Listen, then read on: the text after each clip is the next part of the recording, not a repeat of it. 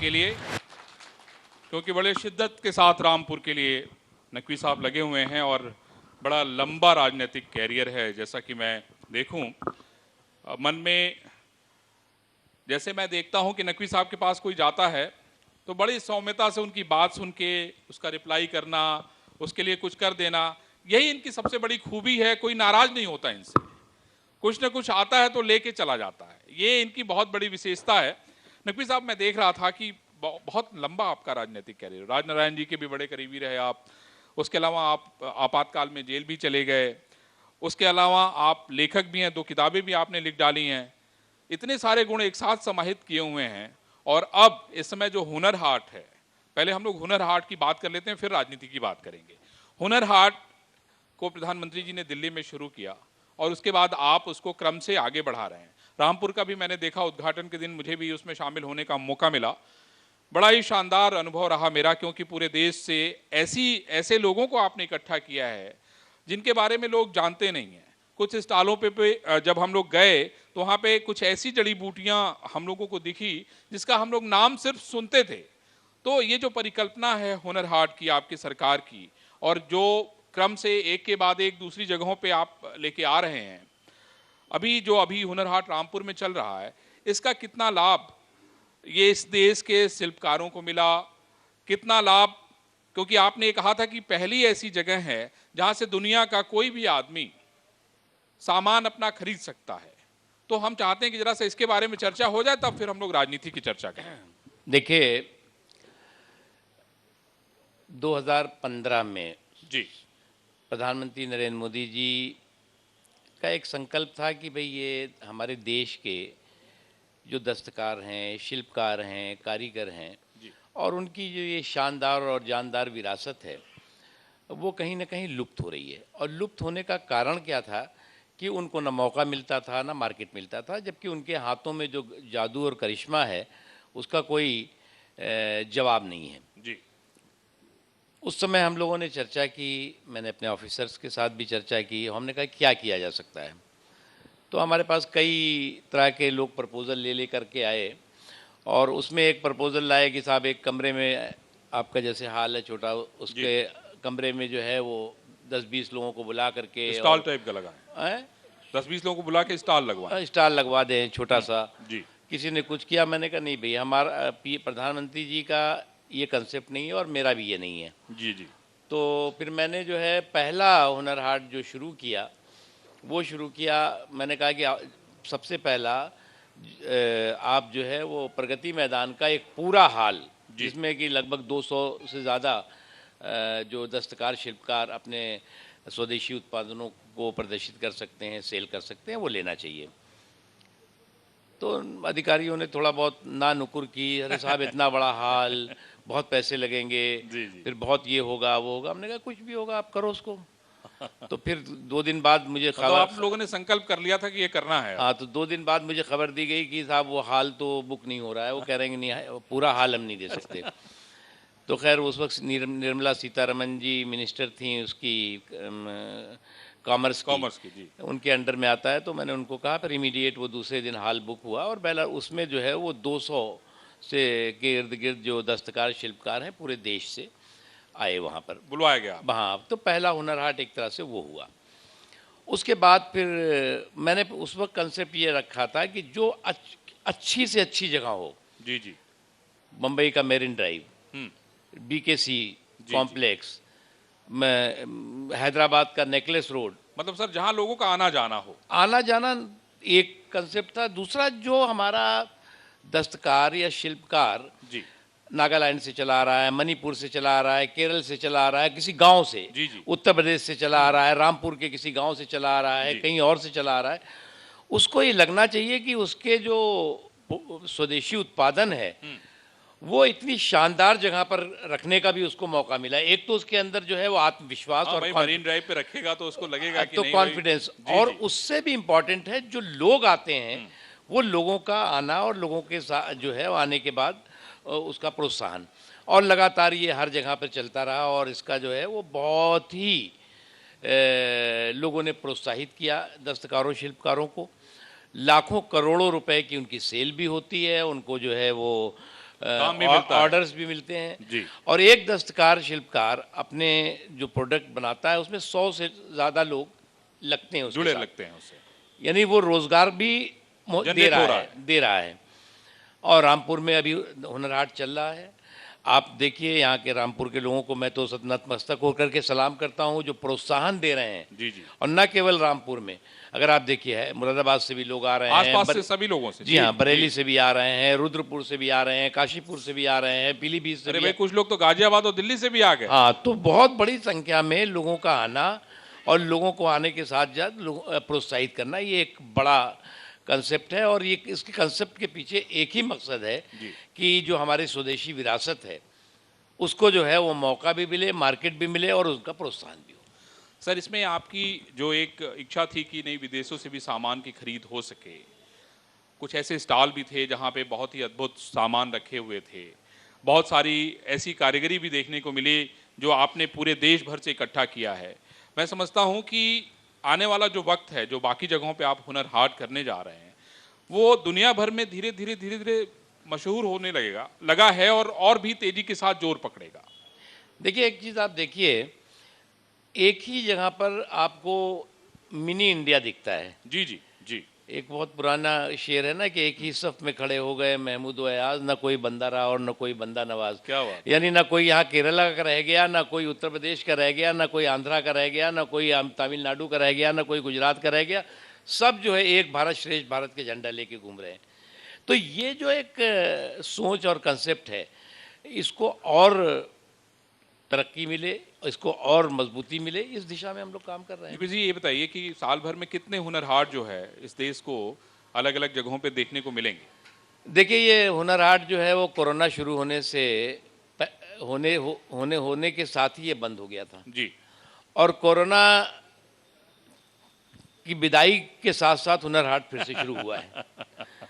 तो ये 9 महीना 10 महीना बहुत ही हाँ, थोड़ा सा दिक्कतें इसको जरूर लेकिन थी। हमने जो हमारे यहाँ मोर देन शायद 2 से 2.5 लाख आर्टिजन्स जो Registered हैं। इन पैनल हैं, हाँ, हाँ जी। उनको हमने फाइनेंशियल असिस्टेंस बीच में दी अच्छा। ताकि वो अपना काम ना बंद करें।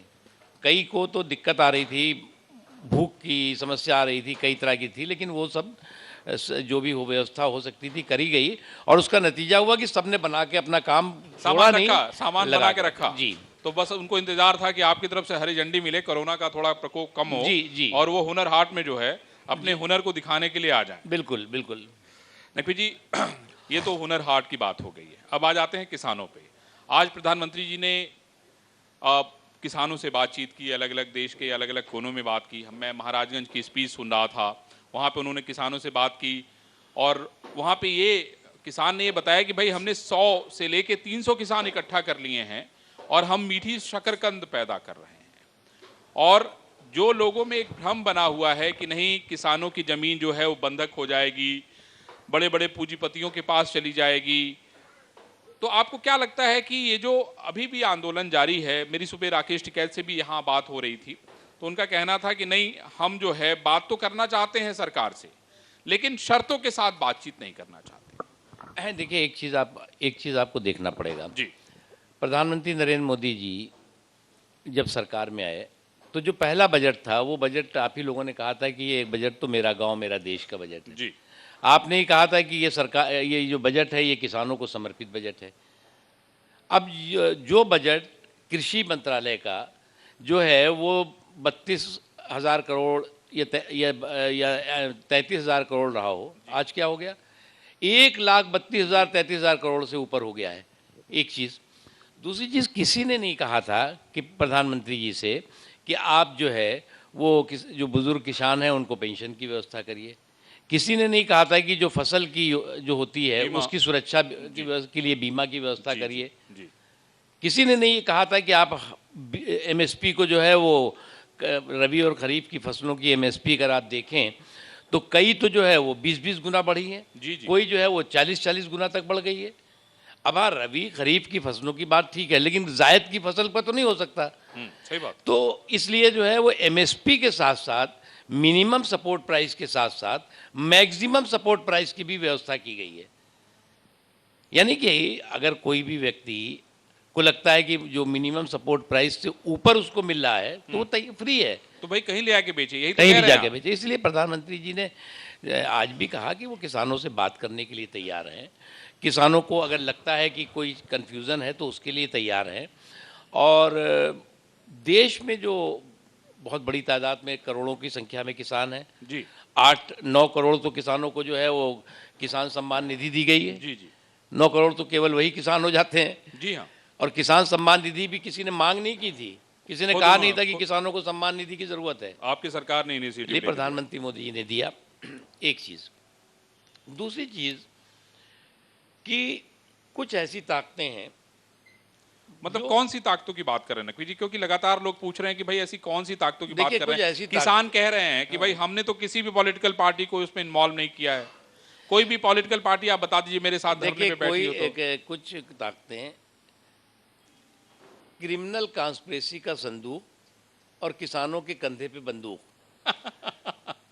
क्रिमिनल कॉन्स्पिरेसी का संदूक लेकर के और किसानों के कंधों पे बंदूक चलाना चाहते हैं। मैं ये नहीं कहता कि थोड़े हैं ज्यादा हैं, देखो किसान किसान है जी मैं अगर 10 हैं तो भी हम उनकी बात को महत्व देते हैं, 5 है तो भी महत्व कर देते हैं, और 50 करोड़ हैं तो भी महत्व देना चाहिए। इसलिए देखिए सरकार ने कभी भी टकराव का रास्ता नहीं अपनाया। जी जी लगातार बातचीत टॉक का रास्ता जी अपनाया। जी और टॉक के जरिए जो है वो सरकार ने जो है वो लगातार चर्चा रास्ता भी की, निकालना चाहते हैं रास्ता भी निकालना चाहा और निकलेगा भी रास्ता। मैं आशावादी व्यक्ति हूँ, बहुत जल्दी रास्ता निकलेगा। कन्फ्यूज़न जो है जो लोगों ने पैदा किया है वो कन्फ्यूज़न भी ख़त्म होगा। नहीं, लेकिन कई दौर की बात नकवी जी हो चुकी है। प्रधानमंत्री जी ने न जाने कितनी बार किसानों को संबोधित कर दिया, लेकिन जो लोग बैठे हुए हैं, जैसे आप कह रहे हैं कि भाई संदूक भी लेके एक व्यक्ति आ रहे हैं, बंदूक भी पीछे से लेके आ रहे हैं, तो संदूक और बंदूक की जब पहचान हो गई है तो फिर इसको हटाइए आप लोग। देखिए मैंने एक बात आपको कही जी कि हम टॉक के रास्ते से समाधान चाहते हैं, टकराव के रास्ते से नहीं। नहीं, तो जब पता हो गया नकवी जी। एक चीज नहीं, देखिए आप एक चीज समझिए कि आप अभी जब आएंगे गाजीपुर बॉर्डर पे तो किस पार्टियों के झंडे चमक रहे हैं वहां पे? पहले किसानों के झंडे चमकते थे। अब इसमें दिक्कत क्या है, ये जो क्रिमिनल कॉन्स्पिरेसी का संदूक लेके घूमते हैं ना और जो इन्होंने किसानों के कंधों में बंदूक रखा है, उनकी दिक्कत क्या है? वो जो है वो किसी भी अपने चतुराई के चक्रव्यूह में धक्का दे देते हैं। अब धक्का तो दे दिया, अब एंट्री गेट दिखा दिया, एग्जिट गेट पे ताला लगा देते हैं। अब एग्जिट गेट से भी वो निकलना चाहते हैं तो फिर अपनी एंट्री कर लेते हैं और एंट्री करके उसमें डबल लॉक कर देते हैं। अब आप बताइए, शुरू में किसानों के झंडे दिखते थे, किसानों की बात दिखती थी, अभी अब वहां से आएंगे तो राजनीतिक पार्टियों के झंडे उनके झंडों से ऊपर हो जाता ऊपर है। चले गए हैं। इसका मतलब यह है कि उन पार्टियों ने किसानों के एजेंडे को हाईजैक किया है और किसानों के नाम पे एजेंडे को हाईजैक किया है और कहीं ना कहीं किसी न किसी रूप में जो किसानों का हित है उसको वो हजम नहीं कर पा रहे हैं। तो आपको लगता है कि अभी बातचीत का रुख जो है वो सरकार की तरफ से जो है जो दरवाजा है वो खुला रहेगा, भले ये ताला हमेशा बंद करके, हमेशा खुला रहेगा, ये भले ताला बंद कर दें हमेशा। अरविंद जी, एक सवाल मेरा भी हाँ, है, रंगा, चूंकि बताओ। विपक्षियों का जिक्र हो रहा है। नकवी साहब, आज ही प्रधानमंत्री नरेंद्र मोदी वीडियो कॉन्फ्रेंसिंग के जरिए किसानों को संबोधित कर रहे थे। उन्होंने कहा कि इवेंट मैनेजमेंट के जरिए विपक्षी अपनी राजनीति चमका रहे हैं। हाल ही में आपने भी कुछ ऐसा ही बयान दिया जहां पर आपने बोला ये पिटे हुए पॉलिटिकल प्लेयर्स हैं। मतलब अमूमन मोटा माटी देखा जाए तो कहने की कोशिश ये की जा रही है कि किसानों के कंधे पर रखकर बंदूक चलाई जा रही है और सियासी फसल उगाई जा रही है। लेकिन कंफ्यूजन यहाँ पर यही है कि गवर्नमेंट वर्सेस किसान होना चाहिए, जो सीधा रास्ता जाता है वो गवर्नमेंट वर्सेस विपक्षी वर्सेस किसान जा रहा है, और यही वजह है कि फोकस जो है वो आउट ऑफ फोकस हो जा रहा है और बात नहीं बन पा रही है। देखिए एक चीज में आप बताइए, जिन्हें का से किसान और खा से खेती का अर्थ नहीं मालूम, जो बैगन और बर्गर का अंतर नहीं समझते जी जो प्याज और पिज्जे का अंतर नहीं समझते जी, जो गुड़ और गन्ने का अंतर नहीं समझते, वो जो है वो किसानों के आजकल सबसे बड़े नेता बने हुए घूम रहे हैं।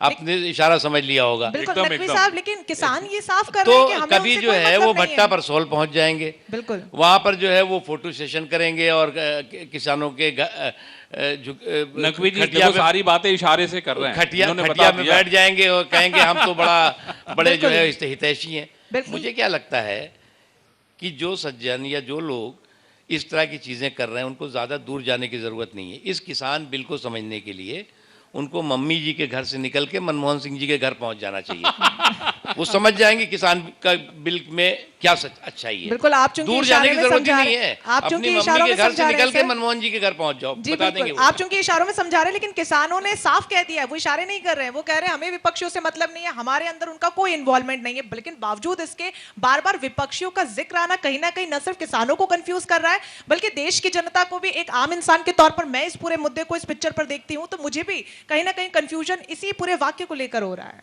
नहीं, मैं आपसे ये बात, किसान का है वहाँ, ये जी। मैं नहीं कह रहा हूँ कि किसान नहीं है। बिल्कुल जो वहाँ बैठे हुए हैं वो कोई विदेश से नहीं आ गए हैं, ये मेरे देश के ही लोग हैं, मेरे देश का ही अन्नदाता है वो। जी हम उसका नतमस्तक होकर को सलाम करते हैं, उसके जुनून और जज्बे को सलाम करते हैं। लेकिन कुछ लोगों ने हाईजैक किया है उनके हितों को, उनके मुद्दों को। और जब कोई मुद्दा हाईजैक हो जाता है तो वो मुद्दा जो है वो जो रास्ता है, जो डगर है, उस डगर से भटक जाता है। जी ऐसा कभी नहीं देखा आपने कि सरकार जो है, जो तीन मुद्दे थे, एक एमएसपी का मुद्दा था, जी एक मंडी का मुद्दा था और एक किसानों के खेत खलिहान की सुरक्षा का मुद्दा जी था। जी। मंडी के लिए एफिडेविट दे दिया गया, लिख करके दे दिया गया, पर मंडी सरकार नहीं ने खत्म होगी। कि ना मंडी खत्म होगी, ना एमएसपी खत्म होगी, और किसानों के खेत खलिहान 100% सुरक्षित है। ये सारी बात हो गई। अभी कंफ्यूजन क्या हुआ? अब तो ये इशू क्लोज हो गया, इस बात को सभी जानते हैं। लेकिन दिक्कत ये है कि ये वो लोग हैं जो पिटे हुए पॉलिटिकल प्लेयर्स, कि जो हर कोशिश करने के बावजूद भी असफल होते हैं। और इसी दौरान चुनाव हुए तमाम, जी जी। बिहार से लेकर के जम्मू और उसके कश्मीर। अलावा जो है वो जम्मू कश्मीर से लेके जी। लद्दाख से लेकर के पंचायतों के चुनाव भी हुए, तमाम चुनाव हुए। जनता ने जो है वो, इसी जनता ने जो है वो, और इन्हीं किसानों ने जो है वो मोदी जी पर विश्वास और भारतीय जनता पार्टी पे विश्वास दिखाया। चलिए हम लोग कुछ न्यू इंडिया पे बात करते हैं। नकवी जी, आप पहले प्रयागराज में पैदा हुए, मऊ चले गए, वहाँ से आप चुनाव लड़े, उसके बाद रामपुर आ गए, और रामपुर से आपका ऐसा लगा हुआ कि आप यहीं रच बस गए, और यहाँ का पानी हो चाहे यहाँ की हवा हो, सब में कहीं ना कहीं मुख्तार अब्बास नकवी नज़र आते हैं। सर, मैं आपसे ये पूछना चाह रहा था कि सबसे बड़ी जनसंख्या अगर हम देखें अपने मुस्लिम भाइयों की, तकरीबन 19% उत्तर प्रदेश में है, और जिस तरह से आपकी जब दोबारा सरकार आई तो ये कहा कि भाई सबका साथ, सबका विकास और सबके विश्वास की बात हुई, और आपको इतना महत्वपूर्ण जो है मंत्रालय दिया गया। चाहे हम सच्चर कमेटी की बात करें, चाहे हम कुंडू कमेटी की बात करें, इन दोनों कमेटियों की रिपोर्ट हमने भी पढ़ी होगी, आपने भी पढ़ी होगी। और मैं आंकड़ों पे गौर कर रहा था तो प्रशासनिक सेवा में अभी आपने कहा कि अभी कुछ दिन पहले आपका बयान था कि 140 लोगों का इसमें सिलेक्शन हुआ था। कौन कौन सी ऐसी योजनाएं हैं जो सरकार, भारत सरकार जो है इन लोगों के लिए चला रही है? और मैं समझता हूं कि लोगों में जो कन्फ्यूज़न पैदा करने की कोशिश की जा रही है लगातार दूसरे दलों से, आप देखिए ओवैसी भी उत्तर प्रदेश में आ गए हैं, वो भी एक नया गठबंधन बना रहे हैं, वो भी देखिए राजभर से मिले जो आपके पुराने सहयोगी थे, आपके साथ चुनाव लड़ चुके थे। उसके अलावा आम आदमी पार्टी के नेता आके यहाँ चैलेंज ठोक रहे हैं। तो सवाल ये है कि जो सबका विश्वास हासिल करना है वो कैसे हासिल होगा? देखिए, एक चीज़ आप पहले समझिए जी कि मोदी जी का और भारतीय जनता पार्टी का विकास का मसौदा वोट का सौदा नहीं है। जी और जिस पार्टी का और जिस नेता का विकास का मसौदा वोट का सौदा ना हो, वो समावेशी विकास, सर्वस्पर्शी विकास करेगा। वो चाहेगा कि जो 135 करोड़ लोग हैं इस देश के, उनकी आंखों में खुशी और उनकी ज़िंदगी में खुशहाली आए। वो चाहेगा कि डेवलपमेंट विदाउट डिस्क्रिमिनेशन, बिना भेदभाव के विकास हो। तो ये तो दूसरे मान नहीं रहे ना सब। नहीं, मैं मान रहे हैं, सब मान रहे हैं। आप अच्छा ये बताइए, जी इन 6 सालों में, 6.5 साल हो रहा है, एक आदमी ने, किसी भी समाज के हिस्से ने ये कहा क्या कि मोदी जी जो है विकास के मामले में भेदभाव कर रहे हैं? क्या किसी ने कहा क्या कि जो है वो हमें मोदी जी ने जो उज्ज्वला योजना चलाई उसमें जो है कहा कि केवल ये इस समाज को मिलेगा, इसको नहीं मिलेगा, जिसने हमें वोट दिया उसको मिलेगा, इसको नहीं मिलेगा। नहीं, क्या उन्होंने कहा कि किसान सम्मान निधि जो 9 करोड़ किसानों को दी गई, उनसे जो है वो पहले आधार कार्ड और सर्टिफिकेट मांगा गया कि तुम किस समाज के हो, किस जाति के हो, किस धर्म के हो? नहीं किया गया। उसके अलावा जो है वो अगर सभी गाँवों में बिजली पहुँचाने का संकल्प लिया गया तो उसमें जो है वो 42%, वो 32%, 32% गाँव वो थे जो अल्पसंख्यक बहुल गाँव थे, जहाँ पे बिजली थी ही नहीं, सड़कें थी ही नहीं। तो अगर ये छोटी छोटी चीज़ें मैं बता रहा जी, हूँ, जी। उसके अलावा 5 करोड़ जो नोटिफाइड माइनॉरिटीज़ हैं हमारे यहाँ, सिख भाई हैं उसमें, जी। क्रिश्चियन भाई हैं, मुसलमान हैं, बौद्ध हैं, जैन हैं और पारसी भाई हैं, इनको जो है वो स्कॉलरशिप दी गई। और उस स्कॉलरशिप का फ़ायदा ये हुआ कि जो आर्थिक रूप से कमज़ोर बच्चे बच्चियाँ थे, जी हाँ। उनका ड्रॉप आउट रेट घट जाता है। 72% का ड्रॉप आउट रेट, समझ गया ना, कि मतलब स्कूल बीच में हाँ, छोड़ समझ देते थे, गया। जी, जी। तो 72% से जो है वो 30% हो जाता है, और अभी हम 0% करेंगे।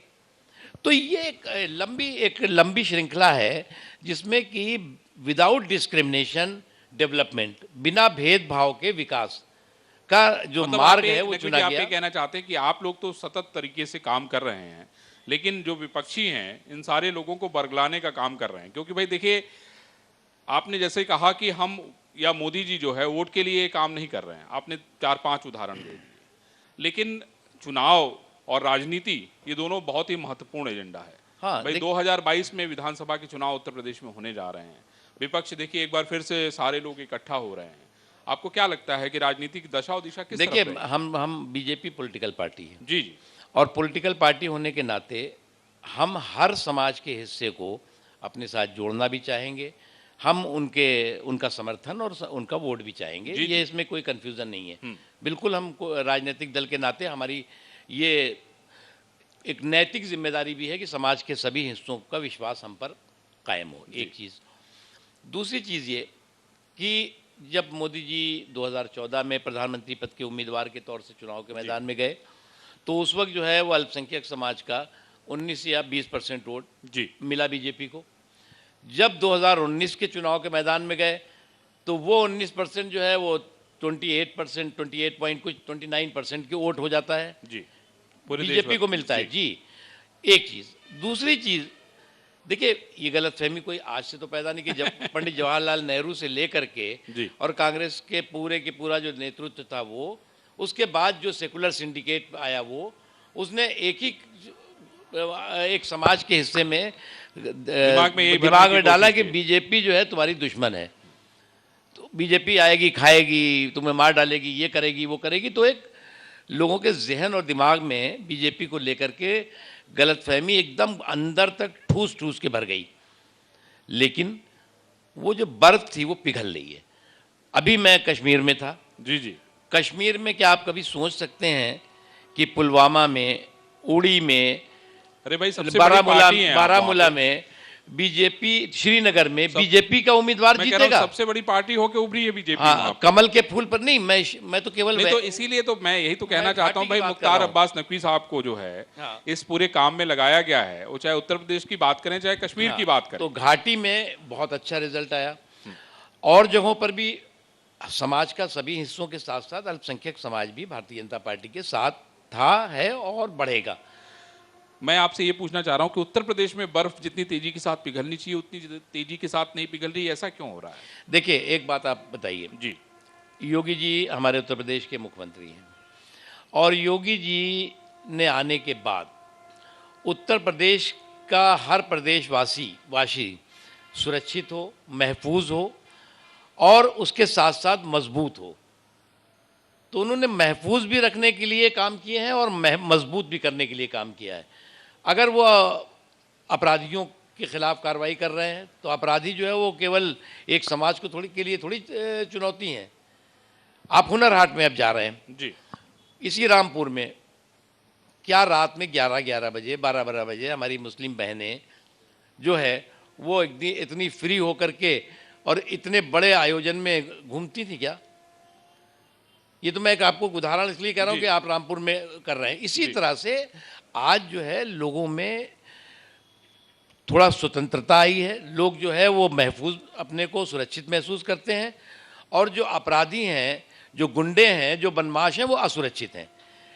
और इसलिए जो है वो नेचुरली एक बहुत ही सकारात्मक माहौल है जहाँ तक विकास का है, केंद्र सरकार का विकास का हो, प्रदेश सरकार का विकास का हो, इस दिशा में मजबूती के साथ सभी क्षेत्रों में मजबूती के साथ काम हो रहा है। नकवी जी, रामपुर की बात हो रही है तो ये लोग मतलब ये कहते हैं कि भाई जो भी लोग जरा सा भी बीजेपी का विरोध करते हैं वो तो चले जाते हैं सलाखों पे। आजम खान साहब पे 112 मुकदमे लग गए। देखिए, मैं कोई किसी व्यक्ति पे बात कभी ना करता हूँ। मैंने तो अभी जो है वो जो इस वक्त जो है पप्पू जी के लिए भी बात नहीं की है। तो जो ना मैंने अभी जो है परिवार का घोंसला और पप्पू के चोचले पे भी बात नहीं की। तो इसलिए जो है वो ये सारी चीज़ें होती हैं। लेकिन एक बात आपको समझना होगा जी कि आज जो है वो देश बदल रहा है। आपने न्यू इंडिया की बात करी। जी जी। आज नए भारत की तरफ देश बढ़ रहा है। और अगर आप देखें तो आज मेरे हिंदुस्तान और मेरे देश की जो छवि है वो पूरी दुनिया में दिन दूनी रात चौगुनी बढ़ी है। जी जी, बदल रही है, मजबूत हुई है। जी जी। और कभी देश जो है वो उधारवाद के नाम पे जाना जाता था कि हमने यहाँ से उधार रखा है, यहाँ से उधार ले रखा है, यहाँ से उधार ले रखा है। आज उधारवाद नहीं है, आज उदारवाद है।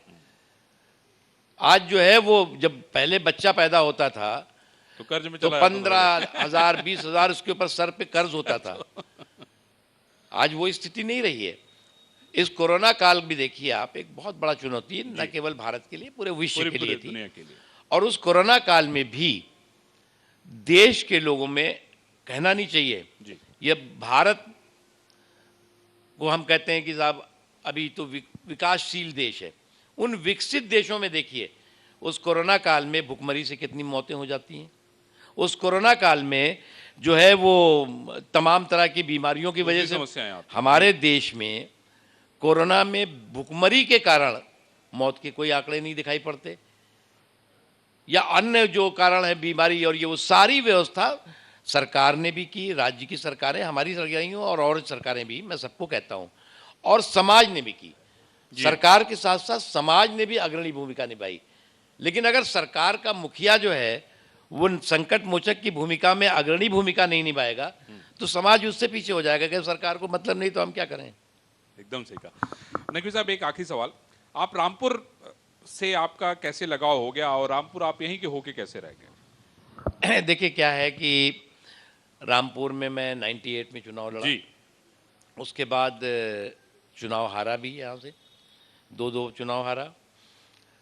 बहुत सारे लोग होते दूसरे जगह बदल के चले गए होते। नहीं, मैं बदल के नहीं न जाऊंगा, न गया हूं, न चुनाव लड़ूंगा। इसीलिए मैंने कई लोग मुझे कहते हैं कि जी लगता है कि आप रामपुर चुनाव लड़ने वाले हैं। मैंने कहा भैया अभी तो मैं चुनाव लड़ाने वाला हूँ, अब लड़ने वाला नहीं हूँ। तो इसलिए जो है वो मेरा यहाँ के लोगों, हमारे जो पार्टी के कार्यकर्ता हैं उनके साथ एक बहुत ही आध्यात्मिक रिश्ता है। और वो हमको पसंद करते हैं, चाहते हैं, मैं उनको चाहता हूँ। हमारे एक दूसरे, हमारे यहाँ पे जितने भी लाखों कार्यकर्ता होंगे उसमें लाखों में हज़ारों के नाम से मैं उनको जानता हूँ। मैं अभी भी मैं अपने फ़ोन अपने से उठाता हूँ, बात करता हूँ। दिन में कम से कम 200 फ़ोन आते हैं, गांव से आते हैं लोगों के। वो उनके जो भी बातें होती हैं वो हमसे सीधे संपर्क कर लेते हैं। तो इसलिए जो है वो रिश्ता एक बहुत ही निकट का और करीब का रिश्ता है। यानी जो प्रेम का गठबंधन है रामपुर के साथ वो जो है आपका बिल्कुल जारी रहेगा। देखिए कर्म भूमि के नाते, मैं जन्मभूमि तो नहीं कह सकता, लेकिन कर्म भूमि है, और उस कर्म भूमि के नाते रामपुर के साथ जुड़ाव है। और जो भी मैं अपने स्तर पे कर सकता हूँ वो करने की कोशिश करता हूँ और आगे भी करते रहेंगे। चलिए नकवी जी, आपका कवि हृदय मन है जो इतना सरल है, इतना सहज है, मैं समझता हूँ कि रामपुर की जनता भी आपको छोड़ने वाली नहीं है। वो जो है हर गली में, हर कोने में जो है आपकी गूंज सुनाई पड़ती है। और मैं समझता हूँ कि रामपुर को नकवी जी ने बहुत कुछ दिया है, बहुत कुछ देने की कोशिश कर रहे हैं। और शायद यही कारण था कि हम लोग जो है नकवी जी की वजह से जो है इस रामपुर में रामपुर अधिवेशन कर रहे हैं। और इस अधिवेशन के जरिए हम ये बताना चाहते थे कि नहीं, रामपुर में क्या क्या है, नकवी जी ने क्या क्या दिया है और भी बहुत सारे ऐसे जिसको कह सकते हैं ऐसे गुण, ऐसी बातें जो देश और दुनिया ने देखी होगी, चाहे हुनर हाट के जरिए हो, चाहे यहाँ के क्यूजिन के जरिए हो, चाहे यहाँ के संगीत की विरासत के जरिए हो, चाहे यहाँ की राजनीति के जरिए हो। बहुत सारे गुण हैं रामपुर में। मैं समझता हूँ कि शायद यही कारण है कि नकवी जी जो है यहीं के होके रह गए। नकवी जी बोलिए, कुछ पूछना है? अरंजना, तुम कुछ पूछना चाह रहे थे, बताओ। माइक में आवाज नहीं आ रही थी इसलिए, क्योंकि आप कह रहे हैं कि रामपुर की जनता इन्हें नहीं छोड़ने हाँ, नहीं देना छोड़ना चाहती है। मैं नकवी भी जी ने थोड़ी भी देर नकवी जी ने रोकना भी बता चाहूंगी। दिया कि नहीं छोड़ना चाहते। मेरा भी मन कर रहा है थोड़ी देर और रोक लूं नकवी साहब। इसीलिए एक सवाल जहन में था, चूंकि हाल ही में शताब्दी कार्यक्रम अलीगढ़ मुस्लिम यूनिवर्सिटी में हुआ, जहां पर जी। प्रधानमंत्री नरेंद्र मोदी वीडियो कॉन्फ्रेंसिंग के जरिए जुड़े।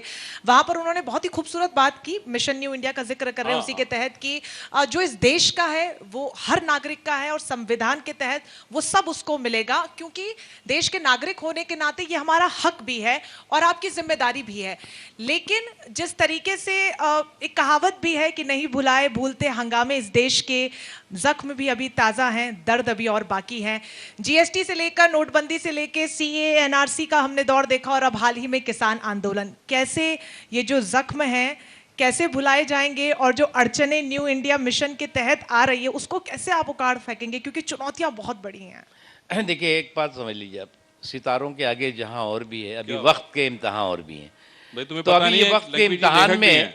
हम जो है वो बिल्कुल 100% नरेंद्र मोदी जी, भारतीय जनता पार्टी सफल होगी। एक चीज़ आपने बहुत अच्छा प्रश्न किया अलीगढ़ मुस्लिम यूनिवर्सिटी का। जी 100 साल के बाद कोई प्रधानमंत्री ने अलीगढ़ मुस्लिम यूनिवर्सिटी के 100 साला जश्न को जो है वो संबोधित किया, वर्चुअल किया।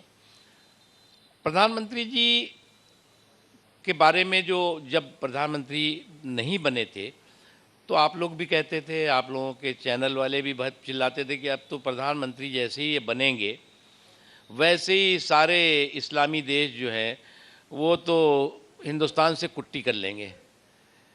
फिर आता था कि जो क्रिश्चियन देश हैं वो तो हिंदुस्तान के साथ जो है वो रिश्ता ही तोड़ फूटी देंगे। आंख नहीं देखेंगे। क्या हुआ? सऊदी अरब का जो सबसे बड़ा नागरिक सम्मान है वो किसको देते हैं? प्रधानमंत्री नरेंद्र मोदी जी को। जो यूनाइटेड अरब अमीरात है उसका जो सबसे बड़ा नागरिक सम्मान है वो किसको मिलता है? प्रधानमंत्री नरेंद्र मोदी जी को। उसके अलावा जो है वो, ये तो वो हो गया, लेकिन उसके अलावा जो तमाम दुनिया के देश हैं वो देश जो है वो भारत को ताकत और भारत की तस्वीर कोई अभी नहीं बदल गई, उस तस्वीर का और ताकत का एहसास नरेंद्र मोदी जी ने करवाया। और उसका नतीजा है कि आज देश के लोग, जब हम लोग जो है, कभी मैं मंत्री था सूचना प्रसारण और संसदीय कार्य मंत्री, मैं जब गया, मेरा जाना हुआ अमेरिका में गया, मैं बता रहा हूँ कि भैया मैं मंत्री हूँ। कहाँ से हो? इंडिया से हूँ। ओह उधर चलो। मिनिस्टर था मैं। जॉर्ज फर्नांडिस गया, उनका सारा कपड़ा उतरवाया कि पहले तुम अपना चेक करो। डिफेंस मिनिस्टर के तौर से गए थे। बताइए। लेकिन मोदी जी के जाने के बाद आप इंडिया कहते हो, हिंदुस्तान कहते हो, तो क्या कहते हो?